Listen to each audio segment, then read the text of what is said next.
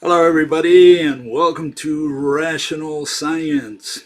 We have an exciting day today. We're going to be dealing with the Alpha and the Omega, the beginning and the end.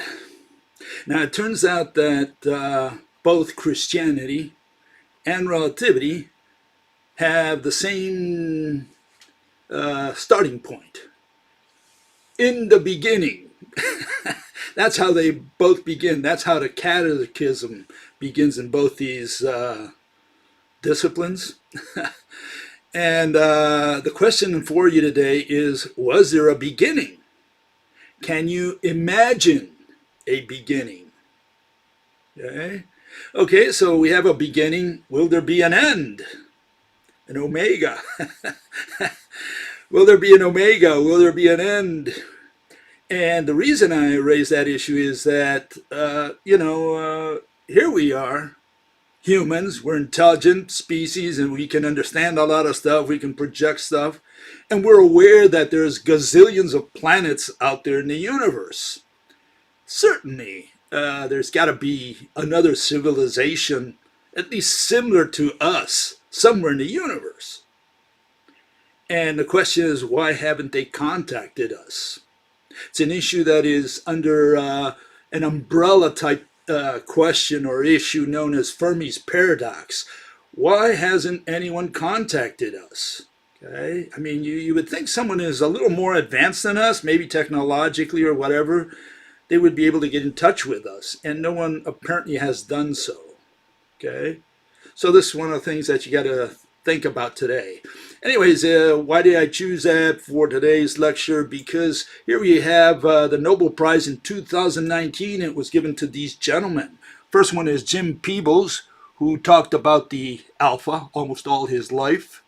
And then we have these other two fellows from Switzerland, and they got the Nobel, or they split the the silver medal, okay, for discovering the first exoplanet. In other words, the first planet outside the solar system, Jupiter-sized type of planet. Okay, and so the issue is, again, there are other planets out there. Apparently, they have discovered like 5,000 or 6,000 more planets since then. That was in 1995, so it's been, 25 years now? They've discovered a lot more planets out there.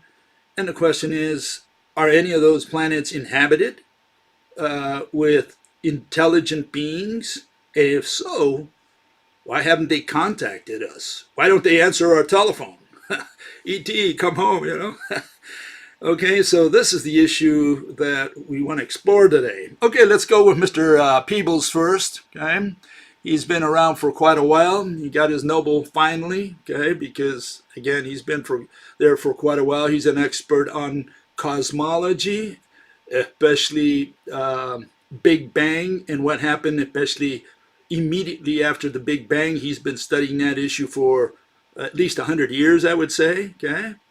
And so who is Mr. Peebles? Well, here you get a little summary, okay, from the literature. It says, James Peebles' insights into physical cosmology have enriched the entire field of research and laid a foundation for the transformation of cosmology over the last 50 years, from speculation to science. Okay, well, thank God we have someone who does a little science and no more speculation, okay? His theoretical framework, developed since the mid-1960s, is the basis of our contemporary ideas about the universe. Okay? R means mathematical physics, okay, by the way. Okay? The Big Bang model describes the universe from its very first moments, almost 14 billion years ago, when it was extremely hot and dense. Since then, the universe has been expanding, becoming larger and colder, barely 400,000 years after the Big Bang. The universe became transparent and light rays were able to travel through space. Okay, we have light rays traveling through space, whatever light rays are. Using his theoretical tools and calculations, James Peebles was able to interpret these traces from the infancy of the universe and discover new physical processes. Again, he's talking about Big Bang. There you see it on the lower right. Okay, and he's also a black hole and a dark matter expert, and you'll see those two on the bottom left. And so he's been studying this stuff for, again, 30 years. Okay, the results showed us a universe in which just 5% of its content is known. Only 5% of its content is known. What's the rest? Well, the matter which constitutes stars, planets, trees, and us. The rest, 95%, is unknown dark matter and dark energy. So whenever you hear dark matter, dark energy, it's a measure of ignorance. Okay, so these people, the mathematical physicists, they claim, they confess that they are 95% ignorant, only 5% knowledgeable. Okay, this is a mystery and a challenge to modern physics. Okay, James Peebles' theoretical discoveries contributed to our understanding of how the universe evolved after the Big Bang. Okay. Yeah, that's if you accept that there was a Big Bang. Okay, so let's see where this leads. Let's see if we can find out how it happened. That's what I want to know, at least, right? Okay, I think you might have the same concern. How did it happen? I want to see the process here. Okay, where did he get this, anyways? Well, it turns out that in the 1930s and 1940s. There were people, lots of people, by the way. It's very hard to find out who was the first because they were all kind of working on it at the same time. They published papers, and if you glorify one, you're going to do some injustice to someone else according to somebody's opinion. So don't even bother finding out who was the first. All we can do is more or less guess and find out, what papers are out there and work with that. Okay, that's the best you can do today. Anyways, there were several people working on this issue of, especially matter. How did the elements, the chemical elements of the periodic table, how did they come about? Well, you had one fellow, prominent, Hans Bethe, and he said, well, a lot of these heavy elements were manufactured in stars, okay, through a fusion process. Fusion, fission, they discussed different things. But primarily, I think it was through fusion that they had in mind. Pressure, compressing whatever was in the center of the sun, hydrogen atoms into helium, and later on to into heavier elements. But the question that remained is, how did hydrogen come about? Because you can't create hydrogen inside the sun. You can probably create iron in there, no problem. You fuse a lot of atoms together, you create this massive atom. Fine. How did hydrogen, the building block, how was that one created? That created a problem, right? For that, you kind of needed God say, okay, I make the hydrogen atom, now you can do whatever you want with it. Okay, so what happened was they had this idea. On the one hand, they had the other idea of the Big Bang that was coming into it was blossoming, okay? And so they said, well, maybe that's the type of pressure, heat, and gravity and whatever energy needed to make a hydrogen atom. And so instead of looking at the stars, they said, we got to go to the origin of the universe, okay? So they said, maybe there we had the pressures, the heat, the gravity, etc., needed to make the hydrogen atom. But then what came before the hydrogen atom? What was the material needed to make the hydrogen atom? Okay, and so this is what they were working on. A lot of people were working on this, okay, within mathematical physics. What they were doing is equations. And here's one of the milestones that came out, 1948, okay? And it's known on the one hand as the alpha, beta, gamma paper because the three people who were put down as authors, alpha, beta, and gamma, alpha, beta, gamma, that's where they got that from. And you can see the title of the paper, The Origin of Chemical Elements. Okay, so this was a milestone because suddenly these people said, look, we can tell you how all elements came to be, especially hydrogen. Okay, and I'm just going to read couple lines there, says various nuclear species must have originated not as the result of an equilibrium corresponding to a certain temperature and density, but rather as a consequence of a continuous buildup process arrested by a rapid expansion and cooling of the primordial matter. In other words, they're saying it wasn't just temperature and density, it was a question of time as the universe expanded that allowed the pressure to decrease, and suddenly you had these neutrons that were able to split between their protons and their electrons. And that's how the atom was created, from neutrons. There was like a gas of neutron. He says that on the last line. We must imagine the early stage of matter as a highly compressed neutron gas. So there was this neutron gas, it was highly compressed. Now suddenly, because of the expansion of the universe, there's not as much pressure, and now each neutron is able to separate the electron from its proton, and because remember that neutron has more or less the mass of an atom, right? So now you have the proton and the electron, suddenly you have atoms. What is that atom? The hydrogen atom, okay? So this is what they were trying to figure out. It said, it started decaying into protons and electrons when the gas pressure fell down as the result of universal expansion. Okay, and this group also put out a little graph that made them famous because it allowed them to convince their peers that they could explain the relative abundance of the chemical elements thanks to this, to the math and to the proposal, to the theory, okay? So this is why they became quite famous, you know, the alpha, beta, gamma people, because they said, look, we have a very compressed neutron. It's in this gaseous state. As the universe expands, there's less pressure. And now these neutrons disassociate themselves, and suddenly you have protons and electrons. For the first time now you have your hydrogen atom. You see how this went about. So not only did this convince a lot of mathematicians that, okay, we have a solution for how the hydrogen and all the chemical elements came about, but again, it reinforced the notion that there was an origin to the universe, that there had been a big bang. Okay, that was so they killed kind of two birds with one stone with this this paper and others that came right after. Okay, so around this time Mr. Peebles comes around. Okay, and that's you can see some of his bibliography, you can see what he wrote, and you can see just the titles in red there. He talked about in the last 30 years, he talked about Big Bang, the cosmic microwave background radiation, dark matter, right? Like that other one, gravitationally produced matter. You're going to produce matter with gravity. Okay? And just produce it out of thin air, I guess, right?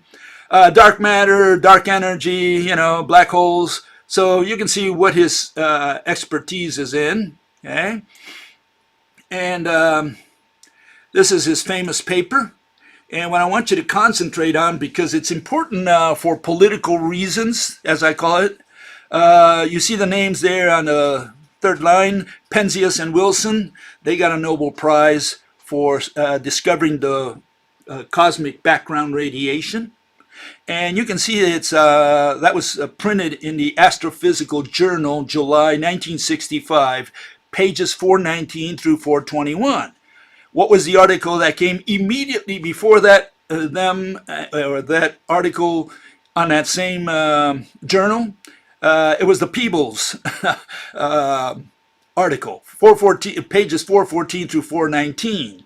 Okay, so and in fact, Penzias and Wilson mention the Peebles article, Dick Peebles, Roll, and Wilkinson, right, in a companion letter in this issue. Okay, so these people were eventually get the Nobel Prize, for discovering the cosmic background radiation, but the folks who identified it for them were the group headed really by Dick. Peebles was in there, and so he was an important player there, right? And so these people had to wait 55 years for their Nobels, whereas Penzias and Wilson got it a few years later. Okay. Now it's important to note also that in 1990 you have Halton Arp. For those of you who know who he is, he was a important dissident. He was kicked out. He was hounded into oblivion. Came to Germany. Okay. He was kicked out of the United States. Essentially, he had to leave because he wasn't given any time on the telescope. Okay. So a lot of people who know about dissidents know who Halton Arp is. And together with Fred Hoyle, another dissident, they came up with a different view. They said, we discuss evidence to show that the generally accepted view of the Big Bang model for the origin of the universe is unsatisfactory. And they propose, an alternative. But yeah, not everybody agreed, but these people became the dissidents. These people went into oblivion. The mainstream doesn't listen to these folks anymore. Okay, so just be aware of that. Anyways, Peebles, this is what he wrote in his paper, and I'm just going to point out the important part here. And the important part is the origin of matter, of the universe. That's what they were after, okay? And you can see the authors, okay, there. And I want to point out that Wilkinson was part of this paper. He's the guy who's going to be named the WMAP, the Wilkinson Microwave Anisotropy Probe, is named after him. He died of cancer, and they named it after him because he was one of the main players for the WMAP idea. Okay, so he was on that paper as well. And a lot of these people would have received their Nobels if they'd still be around. Okay. Anyways, what was the paper about? It was the origin of matter, creation of new matter. And they also suggested, the unification of quantum and Einstein's field equations, general relativity. What? That led to string theory. Okay? So these papers that were coming out in those days, in the 60s, they eventually led to what we call the quantization of space-time. Okay, this is where they thought the solution was, and today we're living with these decisions. Today it's all about string theory. And what is string theory? The quantization of space-time. It's trying to unite the equations of quantum mechanics and somehow trying to fit them into general relativity, which works on the cosmic scale. So that's where we are right now. And so the only issue I've got with Mr. Peebles is for him to explain the mechanism. I want to understand the mechanism of how matter was created. I mean, we've had several people, among them, Stephen Hawking, who says that the matter in the universe started from something called energy. Whatever energy is, well, this energy stuff was floating in there, and it's separated between positive and negative energy, and that's how we ended up with mass and gravity. Fine, perfect, no problem. What does that mean? Please explain the process. I want to know how matter came in from nothing. And again, these people don't start from nothing. Just like Christianity starts from God and said, well, God was there. Well, how did God come into being? Well, we don't know that. We can't understand all of God's ways, but God was there, and then everything just flows from that point on. And general relativity and mathematical physics in general does the same thing. It says, we had energy. We start out with energy. We had to have the smoke, this hazy smoke out there called energy. And then from there, everything proceeded. Well, if there was this energy, how did the energy get in there? And so on. And so we're not answering the question. The question is, how did matter start? What was the starting point? And I want you to go through with me on a thought experiment. Okay, just bear with me for a little while here. I'm going to take you through a thought experiment just so you can see what the problem really is. Okay, and so let's start with God. Okay, we're going to start with the Bible. It says, in the beginning. What was in the beginning? Well, there was God. There was the Spirit of God flowing through the waters. Okay, that's how the Bible starts. So the Bible starts with God, and just like mathematical physics starts with energy. Fine. Okay, so we start with God. That's already a problem because we already have something, and I thought we were going to start with nothing. Okay, that's the first problem.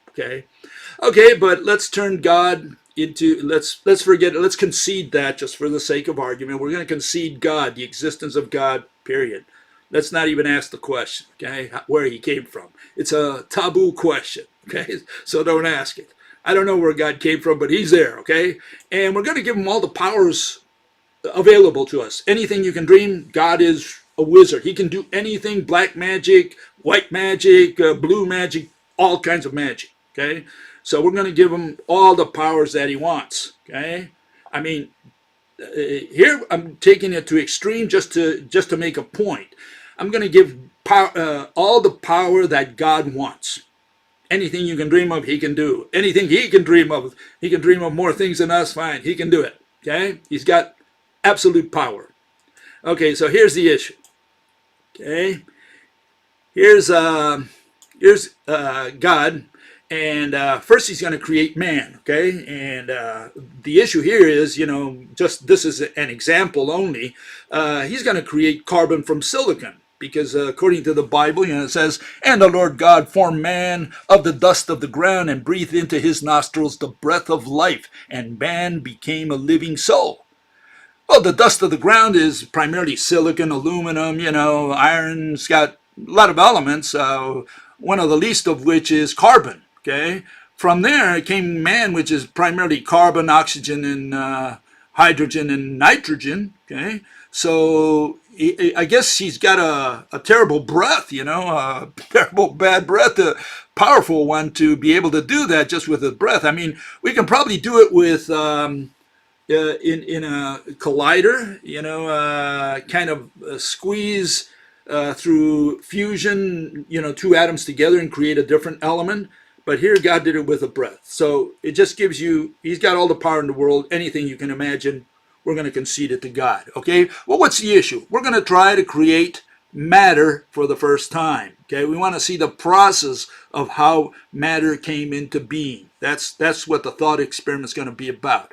Okay, so here is God, okay? So bear with me for a second. Okay, here's God. He's going to create the universe, okay? He's got his magic wand there, got all the power in the world. He's just going to shake it, abracadabra, and there it is, okay? So he created the universe. Straightforward, okay?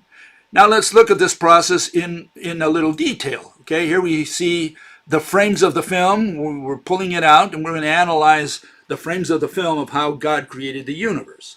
And what I want you to notice here is we got frame 543, and it jumps to 544, the next frame on the film. Now, you can make these frames as small as you want. Each one represents the smallest unit of time you can imagine, that anyone can imagine. You can't imagine it? Well, make it even smaller, okay? Just make it infinitesimally small, and that's the unit of time we're going to use. There's got to be one frame in which there's nothing, and suddenly another frame in which there is something. We're going to name that first one 543 and the second one 544. So here we have God, all-powerful. He can be all-powerful all he wants. The question is, how does he get from 543 to 544? Here we have zero time, okay, because that frame 544 represents the unit of time. There is no motion in that frame, okay? And suddenly you go from nothing to something, okay? And, okay, so God might be able to do it because he's all powerful. How do you explain it to yourself? Okay, because here you are, God, you meet God one day and he comes to you and he says, okay, Joey, here, let me tell you how I created the universe. And I moved my magic wand and said abracadabra, and here we had something. Great. How did you do it? What's the trick? What was the magic trick? And especially when he didn't move a limb, because suddenly there was something, and in that frame in which something appears, or is there already, essentially, he doesn't move a limb. He's there just with his stick, right, his magic wand, and he doesn't even move it. It's just there, and suddenly you have something. So we don't understand the process. We cannot understand the mechanism. Even if God came and tried to explain it to us, what would he explain? How would we understand, nothing moving and suddenly having something there? Okay, this is what we cannot explain. Now, if we cannot explain it, even with God the magician, guys who's got all his superpowers, right? What is Mr. Peebles going to explain here? He's going to do it with physics. He's going to do it with mathematics. What's he going to use to explain to us how matter came into being like we just saw here? Okay? And this is what Mr. Peebles says. Okay? He does address that issue. And it's the way it's addressed today to everybody. He says, the first thing to understand about my field is that its name, Big Bang Theory, is quite inappropriate. It connotes the notion of an event and a position, both of which are quite wrong. There is, in fact, no concrete evidence for a giant explosion. See, all this time we all thought Big Bang because the Big Bang sounds like, a hand grenade being thrown out there. And he's saying, no, there is no evidence for an explosion. Oh, okay. So let's see how matter came into being. Maybe he can explain in a little more detail here. He says, it's very unfortunate if one thinks of the beginning, whereas in fact we have no good theory of such a thing as the beginning. Okay, then he started already in the wrong place. I mean, here they took the universe backwards, right, to the Big Bang, and now he's telling us there was no explosion and that there was no beginning. This is an expert telling you this, okay? In contrast, we do have a well-tested theory of evolution from an early state, okay, to the present state, starting with the first few seconds of expansion. In other words, Mr. Peebles doesn't start at frame number 1. He starts at number 2 or something right after that. But he doesn't start at frame number 1, which is the one we're concerned about. We're the one we want to see that first frame, just like we just saw God, in frame 543 and going to 544. We want to see that frame 544, that first frame where matter comes into existence. That's the one we want to see. Literally the first seconds of time which have left cosmological signature referred to as fossils. Okay, great. We don't have a strong test of what happened earlier in time. We have theories, but not tested. Theories, but not tested. Well, I don't know about tested. What is the theory? I want to know the mechanism. So what is the theory? He's saying that there is a theory, but we don't have a theory. We don't have a theory how matter came into being. So it's irrelevant whether it's tested, especially, you can't test a theory if you don't even have a theory.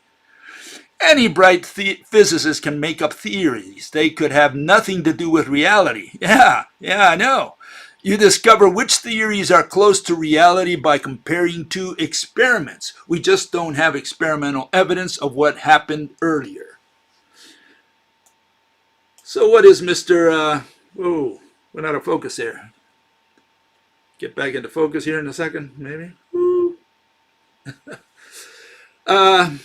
So here we have, these people say, look, how did we arrive at the Big Bang? Well, they say only in the Big Bang could you produce hydrogen. That's one issue.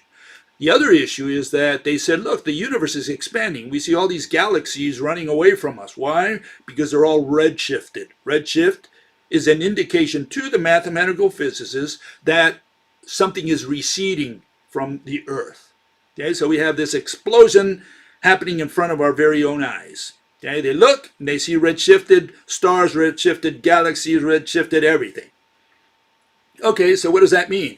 If everything was running out from ground zero, well, all you had to do is rewind the tape backwards and you arrive at ground zero. Okay, so we go back in time, we put everything closer together, just calculate the speeds, everything else, and you say, well, about 14 billion years ago, that's when it all began, because that's when everything was lumped into a single singularity, dot, point, whatever you want to call it. Okay, fine.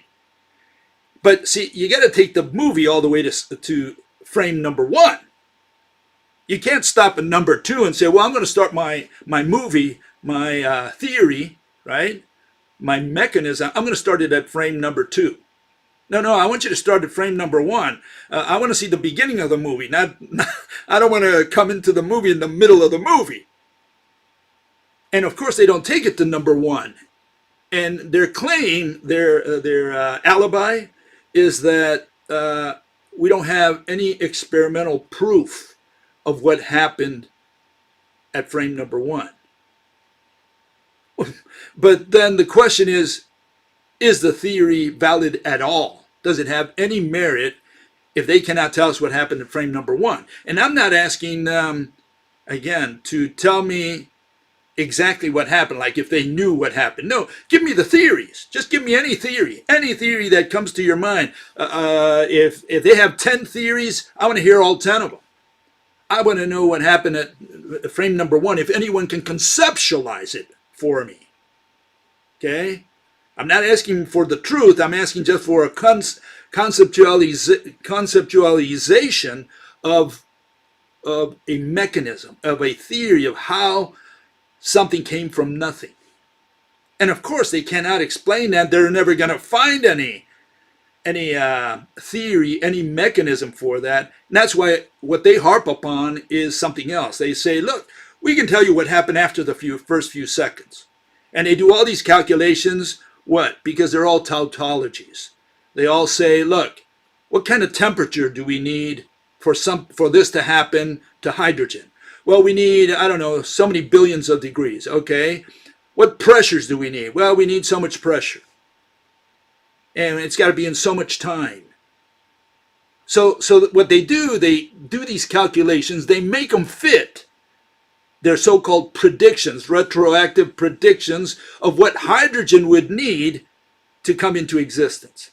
And so they say, well, okay, hydrogen came from what? From neutron, because what is hydrogen? A proton and an electron. What is a neutron? The same thing, because it's got the same mass.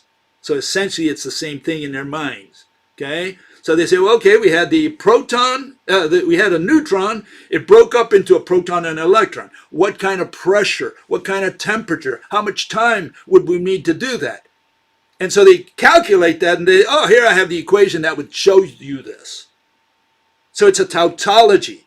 Mathematics is a tautology when applied to physics in that sense. When they simply describe something and they say, they just make the equation fit the facts. So it's a tautology. It's nothing more than that. And we don't care about their math. We don't care about their tautology. We want a mechanism. We want to give me a mechanism how matter came into being, into existence. And they say we don't have proof for that. We don't have any evidence. We can't run an experiment. So it's kind of beyond the ability of science. It's beyond science. It's not a scientific issue. It's a question of the other side of campus, of philosophy. So we can't answer those questions, and because it's not part of our discipline. Our discipline is just to do the equations and show you what happened at the second, not at the first second. So you see how this is being handled. And they're going to continue with that forever. They're going to say, look, we can't tell you what happened at the frame number one. And again, it's because they cannot conceptualize what happened at frame number one. So is this Big Bang Theory worth anything? They show it. They have these pretty pictures. What is it worth if they cannot tell you how that little point, how time began, how the first bit of matter came into existence without the energy, without the God and his magic wand behind it? So and the other thing it allows out there is for people who believe in God, who propose God as a starting point. They say, well, I know what happened before the Big Bang. It was God, but you guys don't want to admit it. Referring to the mathematical physicists. They say, for example, Christians, they'll say, well, you don't want to recognize God. But see, how did that little singularity come into being? How did that energy come into being? And what's the guy going to tell them? He says, well, we don't know. We don't have any proof. We don't have any evidence. We don't have any experiment that we can run. And the other guy says, see, that's where you have to come in with belief, and that's where God comes into the picture. So these people have, after hundreds of years, they ended up all in the same boat. It's like if the Christians took over science, over physics, and they say, yeah, we can tell you we had a beginning to matter, and that bit of matter, well, for these guys it's energy, we call it God, and everybody shakes hands, drinks champagne, and celebrates, and we still don't have a mechanism how the first bit of matter came into existence. That's where we are today. And that's where we're always going to be until, well, we'll find out until what? In the next few seconds here. So what did these other fellows come in, and why did they get their Nobel Prize for their share of the silver medal, half a silver medal. You know, they came in second place. They split 1/4 of the price apiece. Okay. Well, the only thing I want to mention about the first guy, his name is Michel Mayer, and I want to mention that he received a prize in 2010, the Ambartsumian Prize. Okay. And then he received the Kyoto Prize in 2015, and then again in 2019, always for the same thing. And you would think, you know, that they would kind of give a prize to a different person, to someone who invented or discovered something different. They keep giving this guy the same prize, or a prize every 5 years for the same thing that he discovered in 1995, which was apparently the first planet outside the solar system. Well, did he discover it? Did he take a picture of it? Can he show you what he saw? Well, here you see it on the Nobel Prize in Physics 2019. I've got it with a frame there. It says, the presence of a Jupiter mass companion to the star 51 Pegasi is inferred from observations of periodic variations in the star's radial velocity. So they're inferring that there is a Jupiter mass-sized planet over there in this star. It's inferred. They never saw it. They never took a picture of it. They're just measuring. They're saying, okay, it looks like something is wobbling over there, so we're going to call it a planet because it's not massive enough to be a star. We can't see it because it's dark. So it's probably got the mass of Jupiter, but it hasn't ignited to turn into a star, so we'll call it a planet, and that's what they got their Nobel for. And they've had this, and they get a Nobel or a prize every 5 years for this. The only good thing about that is it created a cottage industry in which everybody started looking for exoplanets. That's what astronomers spend their time on now, and they're looking for planets outside the solar system. Maybe they found, like I said, maybe 5,000, 6,000 planets now. And again, a lot of them indirectly. I don't know if they have a picture of any of them. I don't think they do because it's too dark, too far away. So it's all done by inference. They see a wobbling there and they say, oh, that must be a planet. It's got so much mass, so it's the size of Jupiter, Neptune, Uranus, you know, whatever. And that's it. That's all they do. What is all this work for? What do we need that for? Are we going to make contact with someone in a Jupiter-sized planet? I mean, if it's Jupiter-sized, more likely nobody can live there. Okay, so it's got to be something closer to the Earth, you would think. Smaller, closer to the sun, etc., etc. It's got to have some of the specifications that our planet has if we're going to make some sense out of it. And then the other issue is, well, is there anybody there? I mean, if there's nobody there, who cares if there's a rock going around another planet, another star?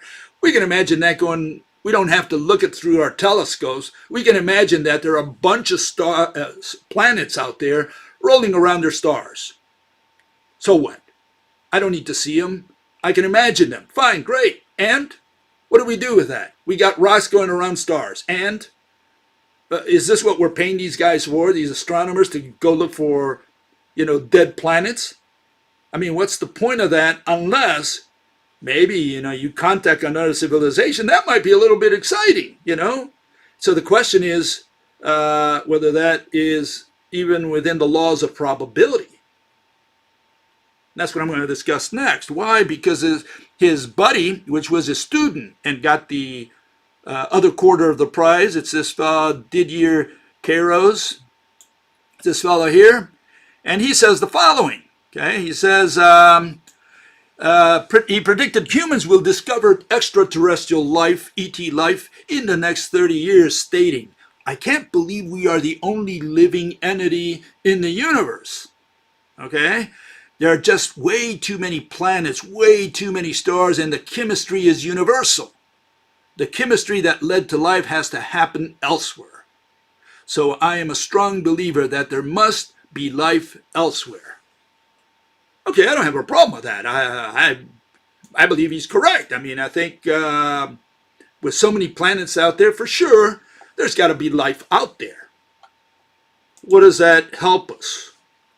Again, Fermi's paradox. Why hasn't anyone contacted us? Hasn't there been anyone superior to us that developed better technology that could at least contact us? Why wouldn't they? Well, what would be the problem there? Okay, why haven't we been contacted? Or maybe we have, I don't know. And here are, if you look it up, you'll find that this is from the Wikipedia, gives you some of the reasons or some of the theories kicked around for why we haven't been contacted. Okay, extraterrestrial life is rare or non-existence. Intelligence is rare or non-existence, especially in mathematical physics. Periodic extinction by natural events. Again, people thinking of catastrophes, or the next line, intelligent life will destroy itself. So they think of in these terms. Where do we get these ideas? Well, they get them from paleontology that says, well, dinosaurs died what? Because probably an asteroid hit us. And if it wasn't that, in the case of humans, if it's not an asteroid, then what else could kill us? Well, it would be, us committing suicide, or, we killed each other. That's one issue. And the other issue, a catastrophe, some other catastrophe of some kind. Okay, so that's all they can think of, especially, climate change and those things that are out in the news. What else can these people think about? So this is what is going through their minds. So they're saying, why hasn't another civilization contacted us? Well, perhaps they died. They killed themselves, or they had some kind of accident, some catastrophe happened to them. Okay, so it happens to all civilizations. This is what you got to think about. Intelligent says it is the nature of intelligent life to destroy others, not only to destroy itself, but also to destroy others. So thank God they haven't contacted us, because they might kill us. Okay. They haven't developed advanced technologies. They says civilizations only broadcast detectable signals for a brief period of time. That one I didn't understand, because I'm thinking, what do you mean a brief period of time? You mean until they die, until they become extinct? Is that what you're talking about? Because otherwise they could continue, transmitting, or, they probably have communication of some kind. All those waves should be coming towards us, right? Life may be too alien, you can't even detect it, okay? Colonization is not a cosmic norm. I don't know why that. You've got SpaceX, they're trying to conquer Mars. Why wouldn't they try to conquer the nearest star and the galaxy eventually? Sure they would. Okay, so, I don't buy some of these arguments that these people make. Alien species may have only settled part of the galaxy. Yeah, they're on the other side of the galaxy, not on this side. Alien species may not live on planets. Where do they live? On asteroids? I mean, some of these answers, you kind of wonder about the mental state of some of these people. Okay, and it doesn't stop there. There's a second group here of issues, and I'll just run them through quickly. Alien species may isolate themselves from the outside world. Lack of resources, money, needed to physically spread throughout the galaxy. We haven't listened properly. We haven't listened for long enough. Intelligent life may be too far away. Okay, that's very possible. Okay, that's a possibility. I think it's the only one so far. Okay, intelligent life may be too far away. Intelligent life may exist hidden from view. Well, yeah, the point is, you got to try to locate it, okay? And if you've got signals of some kind, we should be able to detect them, okay? Everyone is listening, but no one is transmitting. Communication is dangerous. See, you could be contacting someone. They say, oh, these people now have the technology to contact us. We got to go out there and kill them before they conquer us. It's like more advanced civilization kills a less advanced civilization, that sort of thing. Okay. Earth is deliberately not contacted. And what they have in mind there is that they say, we don't want, if we find life on Mars, some bug or some unimaginable thing crawling there, you say, well, leave it alone. Let it evolve. Let it do its own thing. We're just going to observe it, but we're not going to intervene. We're not going to do anything with it. We're going to let it follow its own course, natural course. So this is what they're referring to. Like, they're watching us, and they say, we don't want to intervene. Let the humans evolve, develop their planet the way they want, develop their technology, whatever, but we're not going to intervene on their planet, okay? And so this is the idea behind that, okay? Earth is deliberately isolated. Again, similar thing, okay? Beings may have created this simulation so that the universe appears to be empty of other life. In other words, we have been created by some other civilization. These are the ideas people have out there. And alien life is already here, unacknowledged. These are the UFO people, you know, they say, hey, they're here. They're all in the asylum. Okay, so let's answer the question. The issue is another one. The issue is staggering. That's what it is. What you have is humans only live for a very short while. Okay? Intelligence, not because we destroy ourselves, but because our economy doesn't allow us to go beyond a certain point.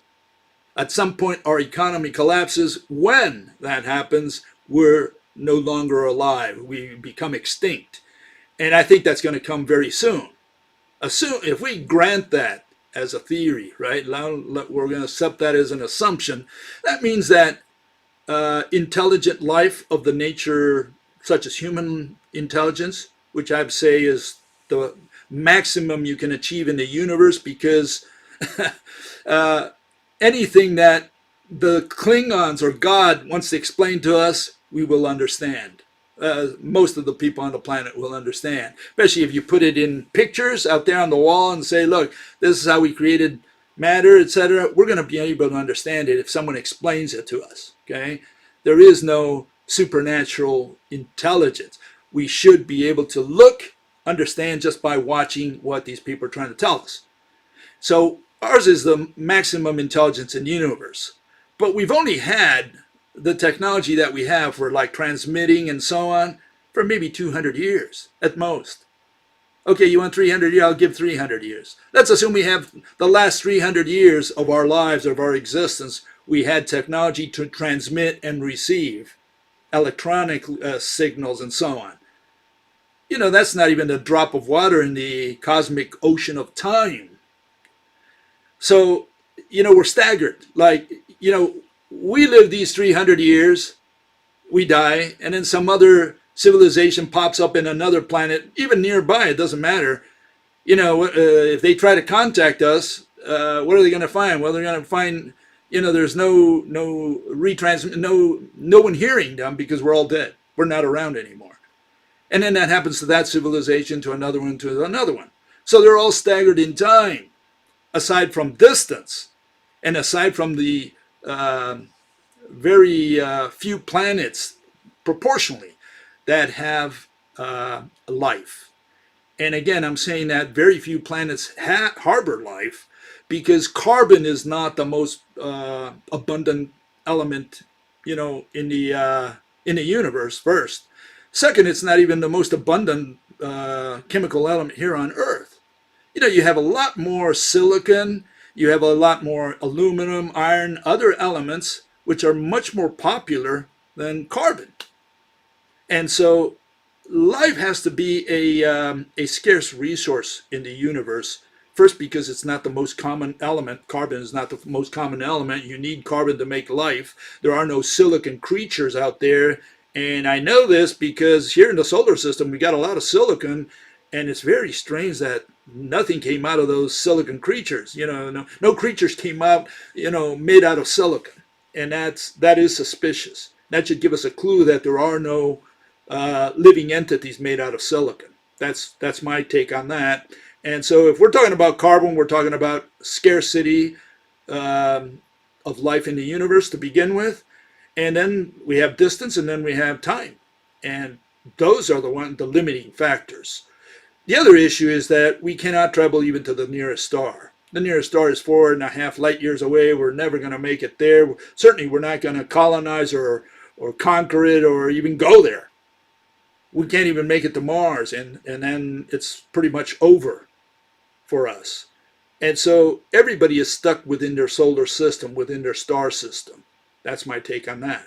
So there's no chance of us conquering another planet, let alone communicating with another planet First, because we're separated by distance, and we're staggered in time in when one civilization pops up, dies, and then another one rises, and then another one, and then another one, and another one, and so on down the line. So this is what's preventing us from, communicating with another civilization, also known as Fermi's paradox. I don't think we can ever overcome Fermi's paradox. Okay, the reason we have not been contacted and never will be contacted in what little time remains for us here on Earth is that we're staggered in space and time primarily, but aside from the scarcity of life to begin with. Okay, so there's my 5 cents worth on that, and let's go with the questions and that some people raised. Okay, here's the first one, questions and comments. Here's the first one. Fellow says, helium balloons fall up. No, absolutely not. And I'll prove it. Okay, get ready for proof and evidence. And I always like to prove these things so that people are convinced and they're persuaded and they're recruited and so on. Here's a balloon. Okay, it fell down. That was yellow. Here's a red one. Also falls down. Blue one. All balloons fall to the floor. Okay. Now you may say, well, Bill, you didn't put helium in them, or you didn't put hydrogen in them.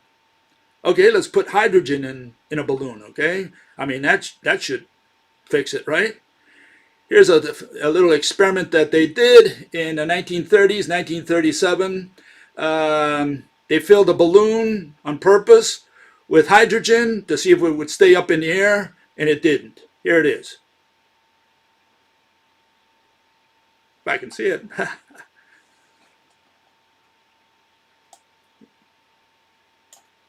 Give me a second here. I lost it. Here it is. Found it again. Here it is. Okay, here's the helium balloon, and it fell from the sky all the way to the ground. Okay, so yeah, filling a balloon with helium or with hydrogen, in this case it was hydrogen, doesn't guarantee that it's going to stay up in the air. Okay, so yeah, balloons always fall to the floor. Okay, now you might say, does gas stay up in the air? Like you have a lighter gas and a heavier gas. Yeah, air goes up and air also goes down. I mean, you have a flow of air, oxygen going around. So, just to say that balloon goes up, you don't need the balloon, first of all. Again, your balloon always falls to the floor, at least on Earth. I don't know about your planet, but here on Earth, balloons always fall to the floor, okay? But here's an experiment that they ran on the moon, okay? And they let go of a feather and a hammer, and they both fell to the floor, okay?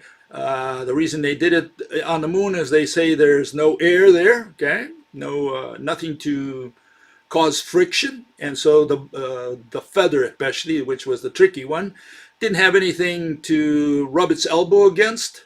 There was no air there, and so it fell at the same speed essentially as the hammer. Okay, and you might say, well, I don't believe in, I'm a flat earther, I don't believe in that we went to the moon. Okay, so let's do it here on Earth. Here you have the same experiment on Earth. Okay, one with air and the other one without air, and you can see what happens. Okay, give it a second here. There it goes.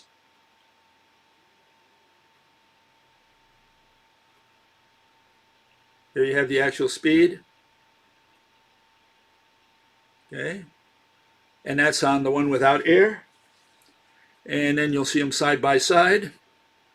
One with air and the other one without air. You can see what happens. Okay, so they all fall to the floor also. Whether it's a feather, whatever you put up there, it's going to fall to the floor. And so you can't just say, well, balloons stay up in the air. You got to explain why. You got to explain the cause. Just to say that, a balloon stays up in the air because it's got helium in it, you haven't said anything. All you did was a description. You still have no explanation for that, and that's what we do in science. We do not describe, we explain. Just saying that a balloon stays up in the air does not tell us absolutely anything. That's only a description, and you can say that's religion. You know, it's worthless. Okay, another issue, I think same fellow.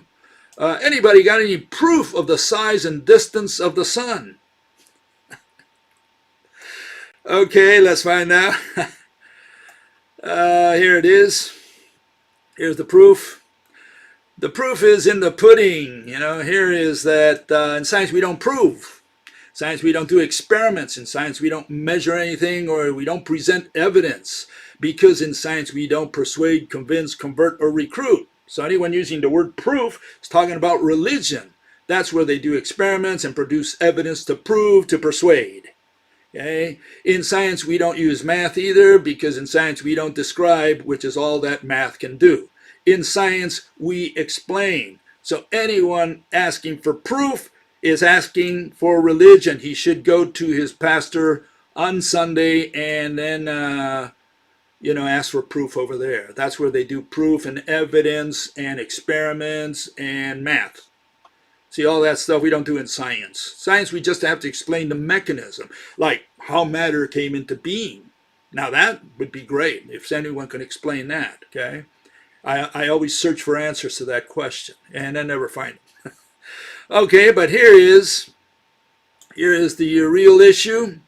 The real issue is this. In physics, we have to explain why the sun does not burn out like a match or like a campfire, okay? We have to answer what fuels the sun. So don't tell me if there's any proof of the distance and the size of the sun. Those are not important questions. The important question is, which is indirect to those questions. The question is, why doesn't the sun turn into a cinder? That's what you got to explain. Okay? So before you talk about size and distance, please explain what the sun is, why it doesn't burn like a match. Okay? Burn out like a match. That's the issue before us. Okay? Let's understand what the issues are, so that you come across the line into physics and not stay over there in religion. Okay? We got to answer these questions. These are the important questions of science, of physics. Okay, another issue. Fellow says, still waiting for somebody to demonstrate gravity. Causing matter to condense in a vacuum and create spinning spheres that can hold gas, air, and water, oceans, under pressure and in lockstep with the aforementioned spin. Okay?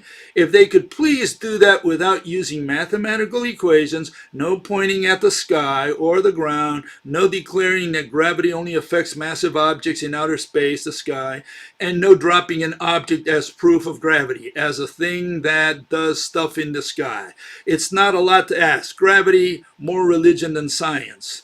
Well, let's find out, because, I get tired of answering this question and nobody like this fellow coming back and addressing the issues. And so he asks the question. I don't know if he's a hit and run. He just asks the question, then leaves, never follows up on his question. And so, yeah, he's never going to learn anything if he doesn't follow up on it. So here it is. Let's go slowly, okay? Because this is maybe over his head. It's for kindergartners, and he probably hasn't gone to kindergarten yet. So let's go with it. Here you have an atom around a ball. Okay, so we're going to think that this is a three-dimensional ball. It's made out of atoms. We can consider the ball just made out of hydrogen atoms. And what you see is an atom attached to every other atom in the ball. So we look at an atom in the periphery of the ball, and what is it connected to? Well, to all the atoms that are inside the ball and everywhere else. So in which direction will that, let's assume, just for the sake of argument, these are all elastic bands or rubber bands or whatever, something that pulls, okay? So in which direction is the ball, the little red ball, going to be pulled? If it's pulled by every atom that comprises the ball, it constitutes the ball. Well, I can bet you $1 million it's going to be pulled towards the center of that ball. And if it's on the other side of the ball, it'll be also pulled to the center of the ball. And if there's one in front of it, like you're showing here, right here in a second, that one, no, next one, here, like that one, well, if it's closer, it'll also be pulled towards the center of the ball. So this tells you why everything is pulled towards the center of a ball, and that's why every object in the universe is spherical, because gravity it implies that there has to be some physical connection between atoms, and it shows you why also gravity, so-called gravity, goes through things, because it's attached to the atom that's behind the atom, which is behind the atom, which is behind the other atom. So there should be no question of why an atom is attracted to the center of a ball. You can only explain this with a spherical object. You cannot explain it for certain with a flat earth. Okay, so now let's see if we can move on to the earth, to the water that he said. Okay, here's the water. Okay, same thing. We have an atom and it's in the ocean, or part of the ocean. And it's attracted, in other words, it's connected to every atom that comprises the earth. If it's on the periphery, in which direction will it be pulled? Well, hopefully it'll be pulled towards the center of the spherical planet. And it doesn't matter where that atom is. It could be closer to the center, a little farther out. It doesn't matter where, it's going to be pulled towards the center of the planet. That's why it's spherical. Okay? And one more step here. Here we have the air. Okay, and again, if the atom belongs to the air, the atmosphere that surrounds the planet, that air will cover the planet like a shell. Why? Because it's pulled by every atom that comprises the earth. So whether it's water, whether it's air, whether it's a solid element like silicon or carbon, it's always going to be pulled towards the center of the planet. That's why the planet is round. That's why water curves around the planet, and that's why the air covers the planet like a shell. Now, hopefully, instead of just keep asking the question every time someone comes in, just ask the question. It'd be nice if someone addresses this. You don't have to agree, but here I'm showing you a mechanism. So you don't like the mechanism, tell me what's wrong with the mechanism, okay, why it wouldn't curve water, first of all. If every atom is interconnected, that's the assumption, okay? And if not, tell me why air. I mean, I breathe air. I don't see it. I can touch it. I can't see it. But I'm breathing, and I know that if we pull air out, we all die. So there's something there. And the question is, why doesn't this air that we fill the balloon with it and starts floating upwards? Why doesn't that air just leave the earth? Why is it stuck to the earth? Because you can inflate the balloon with air, okay? And if I'd have to tie it, but this balloon would start floating. And so the question, air is quite light. Why doesn't it leave the planet? Why does it stay here with us? Why am I breathing air? Why doesn't it just leave? What's holding it down here, this mysterious gas, if not by the process I just explained, the fact that all atoms of the air are physically connected to every atom that comprises the earth. Then we can explain it, because now, it's like, the donkey's tied to your hand. Why doesn't the donkey leave? Well, because he's tied through a rope to your hand, or a chain or whatever. Then you can explain why the donkey doesn't go away. But if there's nothing between you and the donkey, why doesn't the donkey just walk away? Very simple. It's something that, for babies, anybody can understand the mechanism. Again, you don't have to agree. You just have to criticize it and offer an alternative. That's your task. Okay. And I think final issue, I think by the same fellow. Okay, and he says, let me get it here. What if the sky is not actually outer space and is in fact a deep mystery that men have not conquered? My dear God, I'm going to pray for your soul tonight, okay? My dear God. Okay. Yeah, maybe. Maybe the sky is not the sky.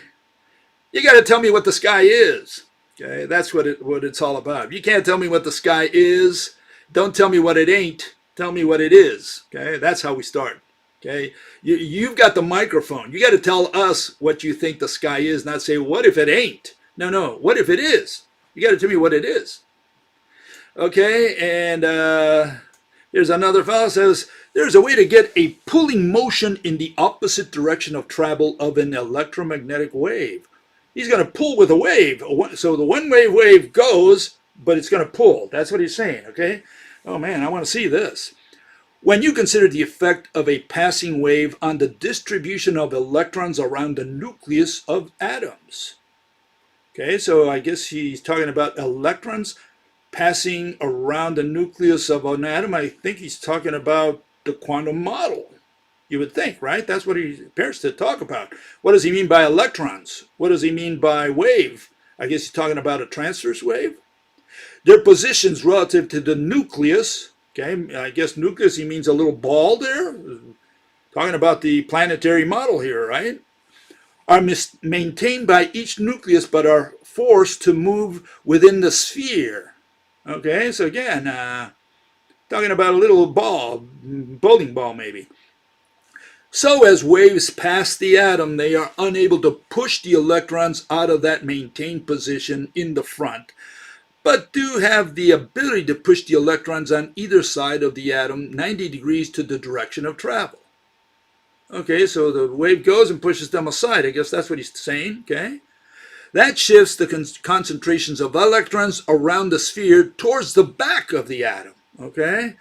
Which generates a deflective imbalance between the front and the back of the atomic structure, the net effect of which is a deflection of the nucleus toward the direction of the electromagnetic signal. Gravitational effects are caused by deflective imbalances within the structure of atoms. Let's make it simple. Let's do it for kindergartners, okay? I'm going to do it as simple as I possibly can, okay? This is for anyone who has gone at least to kindergarten, okay? Here it is, okay? Please tell me what a transverse wave is. Please tell me what your atom exactly looks like. Your atom. I don't care about Mother Nature's atom. I want to see your atom. Because so far, what I can see here, you're describing the quantum atom. You're talking about electron beads. And all I need to know about your quantum atom is how the electron bead stays faithful to the nucleus. Why doesn't it spontaneously fly away? And then please tell me what a transverse wave, if that's the electromagnetic wave you're referring to, what that wave is. What is that? So far we have vectors. That's what the mathematical establishment has put out there. Just a bunch of vectors that supposedly have magnitude and direction. Okay, and what you're seeing really are number lines that are moving. So what you're seeing is a surrealistic nonsense invented by mathematical physics. If you're going to talk about a wave and treat it as an object that pushes or pulls, for example, electron beads in this case, we need for you to identify exactly what your atom looks like, what your electron looks like, what your wave is, okay, before we can answer the question. So far, all you have is gibberish, nonsense, poppycock. That's what you have so far.